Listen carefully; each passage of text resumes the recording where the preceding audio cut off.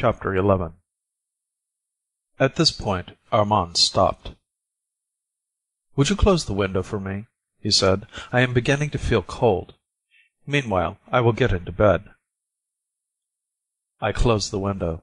Armand, who was still very weak, took off his dressing gown and lay down in bed, resting his head for a few moments on the pillow, like a man who is tired by much talking or disturbed by painful memories. "Perhaps you have been talking too much," I said to him. "Would you rather for me to go and leave you to sleep? You can tell me the rest of the story another day. Are you tired of listening to it?" "Quite the contrary." "Then I will go on. If you left me alone, I should not sleep." When I returned home, he continued, without needing to pause and recollect himself, so fresh were all the details in his mind. I did not go to bed, but began to reflect over the day's adventure. The meeting, the introduction, the promise of Marguerite, had followed one another so rapidly and so unexpectedly that there were moments when it seemed to me I had been dreaming. Nevertheless, it was not the first time that a girl like Marguerite had promised herself to a man on the morrow of the day of which he had asked for the promise. Though, indeed, I made this reflection, the first impression produced on me by my future mistress was so strong that it still persisted. I refused obstinately to see in her a woman like other women, and, with the vanity so common to all men, I was ready to believe that she could not but share the attraction which drew me to her. Yet I had before me plenty of instances to the contrary, and I had often heard that the affection of Marguerite was a thing to be had more or less dear, according to the season. But, on the other hand, how was I to reconcile this reputation with her constant refusal of the young Count whom we had found at her house? You may say that he was unattractive to her, and that, as she was splendidly kept by the Duke, she would be more likely to choose a man who was attractive to her, if she were to take another lover. If so, why did she not choose Gaston, who was rich, witty, and charming, and why did she care for me, whom she had thought so ridiculous the first time she had seen me? It is true that there are events of a moment which tell more than the courtship of a year. Of those who were at the supper, I was the only one who had been concerned at her leaving the table. I had followed her. I had been so affected as to be unable to hide it from her. I had wept as I kissed her hand. This circumstance, added to my daily visits during the 2 months of her illness, might have shown her that I was somewhat different from the other men she knew, and perhaps she had said to herself that for a love which could thus manifest itself, she might well do what she had done so often that it had no more consequence for her. All these suppositions, as you may see, were improbable enough, but whatever might have been the reason for her consent, one thing was certain: she had consented. Now I was in love with Marguerite. I had nothing more to ask of her. Nevertheless, though she was only a kept woman, I had so anticipated for myself, perhaps to poeticize it a little, a hopeless love, that the nearer the moment approached when I should have nothing more to hope, the more I doubted. I did not close my eyes all night. I scarcely knew myself. I was half demented. Now I seemed to myself not handsome or rich or elegant enough to possess such a woman. Now I was filled with vanity at the thought of it. Then I began to fear lest Marguerite had no more than a few days' caprice for me, and I said to myself that since we should soon have to part, it would be better not to keep her appointment, but to write and tell her my fears, and leave her. From that I went on to unlimited hope, unbounded confidence. I dreamed incredible dreams of the future. I said to myself that she should owe to me her moral and physical recovery, that I should spend my whole life with her, and that her love should make me happier than all the maidenly loves in the world. But I cannot repeat to you the thousand thoughts that rose from my heart to my head, and that only faded away with the sleep that came to me at daybreak.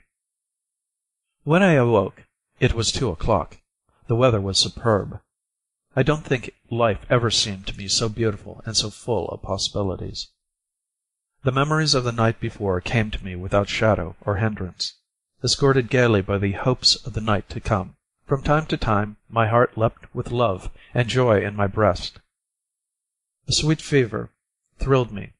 I thought no more of the reasons which had filled my mind before I slept. I saw only the result. I thought only of the hour when I was to see Marguerite again.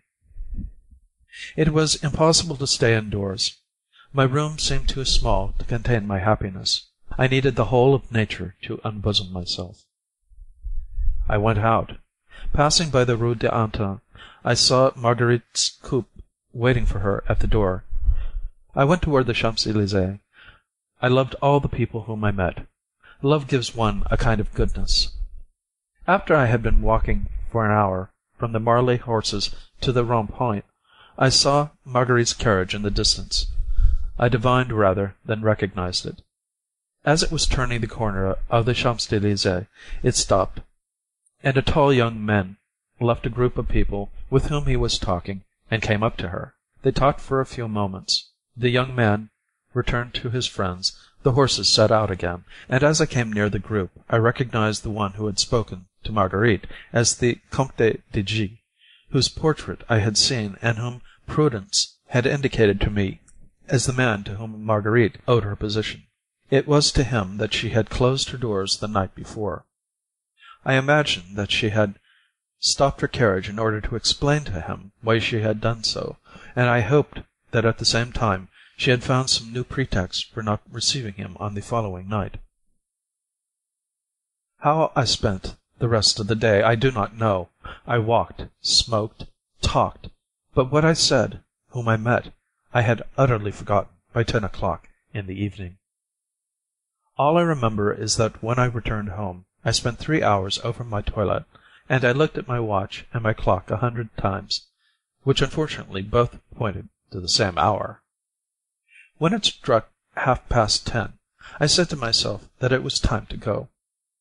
I lived at that time in the Rue de Provence. I followed the Rue du Mont Blanc, crossed the boulevard, went up to the Rue Louis-le-Grand, the Rue des Portes-Mahon, and the Rue d'Antin.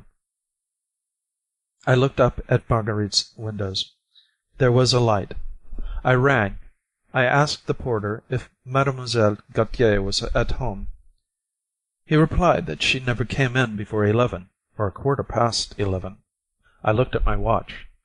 I intended to come quite slowly, and I had come in 5 minutes from the Rue de Provence to the Rue d'Antin. I walked to and fro in the street. There are no shops, and at that hour it is quite deserted. In half an hour's time Marguerite arrived. She looked around her as she got down from her coupe, as if she were looking for someone. The carriage drove off. The stables were not at the house. Just as Marguerite was going to ring, I went up to her and said, "Good evening."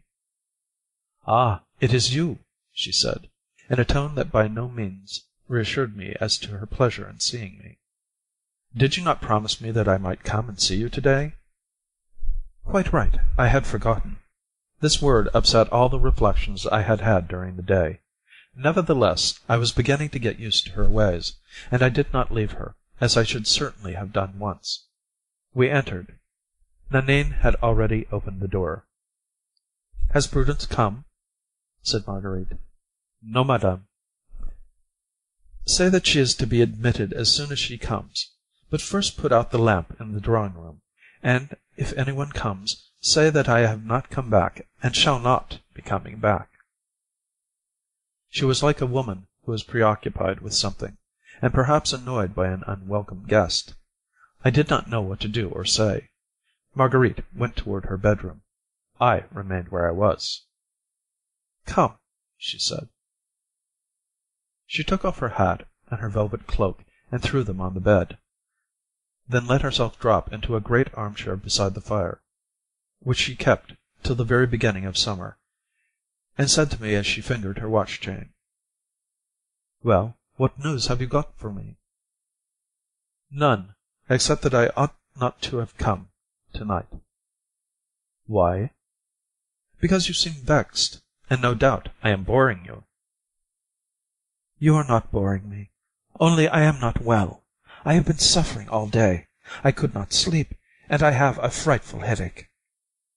Shall I go away and let you go to bed? Oh, you can stay. If I want to go to bed, I don't mind your being here. At that moment there was a ring. Who is coming now? She said, with an impatient movement. A few minutes after there was another ring. Isn't there anyone to go to the door? I shall have to go. She got up and said to me, Wait here. She went through the rooms, and I heard her open the outer door. I listened. The person whom she had admitted did not come farther than the dining room. At the first word I recognized the voice of the young Comte de N. How are you this evening? He said. Not well, replied Marguerite dryly. Am I disturbing you? Perhaps. How you receive me! What have I done, my dear Marguerite? My dear friend, you have done nothing. I am ill. I must go to bed, so you will be good enough to go. It is sickening not to be able to return at night without your making your appearance 5 minutes afterward. What is it you want? For me to be your mistress? Well, I have already told you 100 times, no. You simply worry me, and you might as well go somewhere else. I repeat to you today, for the last time, I don't want to have anything to do with you. That's settled. Good-bye. Here's Nanine coming. She can light you to the door. Good night. Without adding another word, or listening to what the young man stammered out, Marguerite returned to the room and slammed the door. Nanine entered a moment after. Now, understand, said Marguerite, you are always to say to that idiot that I am not in, or that I will not see him. I am tired out with seeing people who always want the same thing, who pay me for it, and then think they are quit of me. If those who are going to go in for our hateful business only knew what it really was, they would sooner be chambermaids. But no, vanity, the desire of having dresses and carriages and diamonds, carries us away. One believes what one hears, for here, as elsewhere, there is such a thing as belief, and one uses up one's heart, one's body, one's beauty, little by little. One is feared like a beast of prey, scorned like a pariah, surrounded by people who always take more than they give, and one fine day one dies like a dog in a ditch, after having ruined others and ruined one's self. Come, come, madame, be calm, said Nanine. Your nerves are a bit upset tonight. This dress worries me, continued Marguerite, unhooking her bodice. Give me a dressing-gown. Well, and Prudence? She has not come yet, but I will send her to you, madame, the moment she comes. There's one now, Marguerite went on, as she took off her dress and put on a white dressing-gown.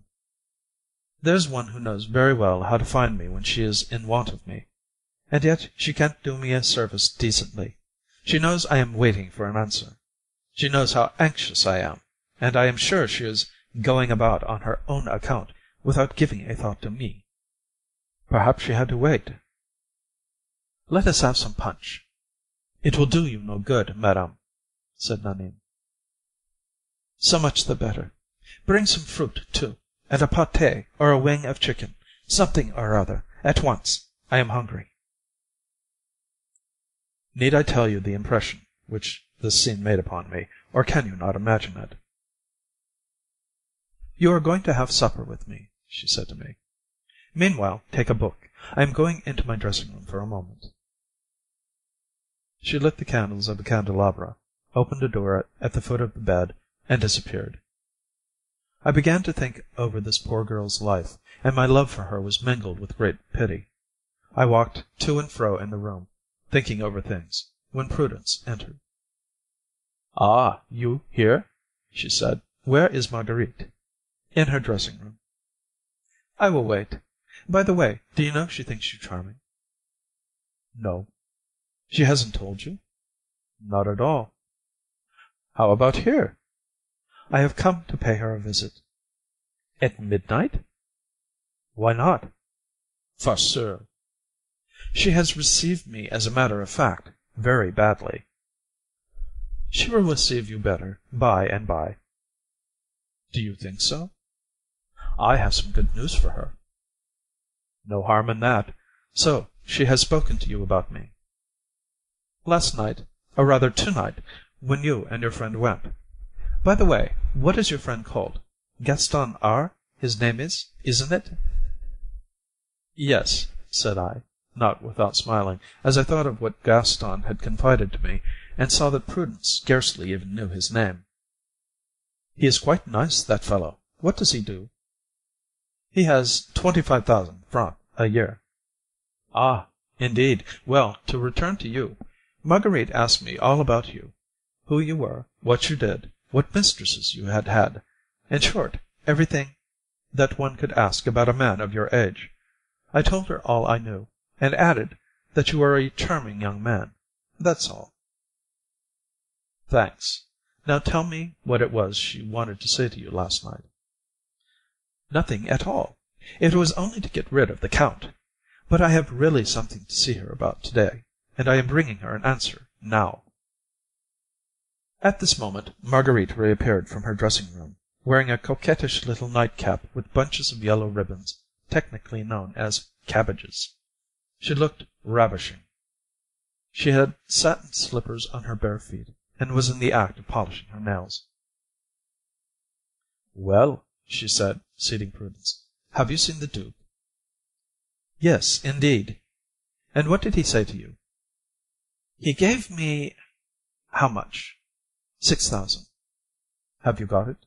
"Yes." "Did he seem put out?" "No." "Poor man." This "poor man" was said in a tone impossible to render. Marguerite took the 6 notes of 1,000 francs. "It was quite time," she said. "My dear Prudence, are you in want of any money?" "You know, my child, it is the 15th in a couple of days, so if you could lend me 300 or 400 francs, you would do me a real service." "Send over tomorrow. It is too late to get change now." "Don't forget." "No fear. Will you have supper with us?" "No. Charles is waiting for me." "You are still devoted to him?" "Crazy, my dear. I will see you tomorrow. Goodbye, Armand." Madame Duvernoy went out. Marguerite opened the drawer of a side table and threw the banknotes into it. "Will you permit me to get into bed?" she said, with a smile, as she moved toward the bed. "Not only permit, but I beg of you." She turned back the covering and got into bed. "Now," said she, "come and sit down by me, and let's have a talk." Prudence was right. The answer that she had brought to Marguerite had put her into a good humor. "Will you forgive me for my bad temper to-night?" she said, taking my hand.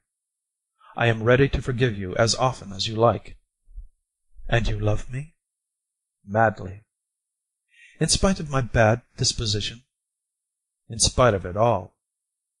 "You swear it?" "Yes," I said in a whisper. Nanine entered, carrying plates, a cold chicken, a bottle of claret, and some strawberries. "I haven't had any punch made," said Nanine. "Claret is better for you.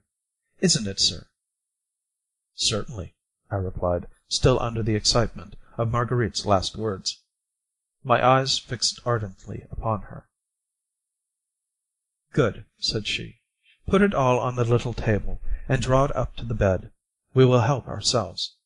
This is the 3rd night you have sat up, and you must be in want of sleep. Go to bed. I don't want anything more." "Shall I lock the door?" "I should think so. And above all, tell them not to admit anybody before midday." Chapter 11.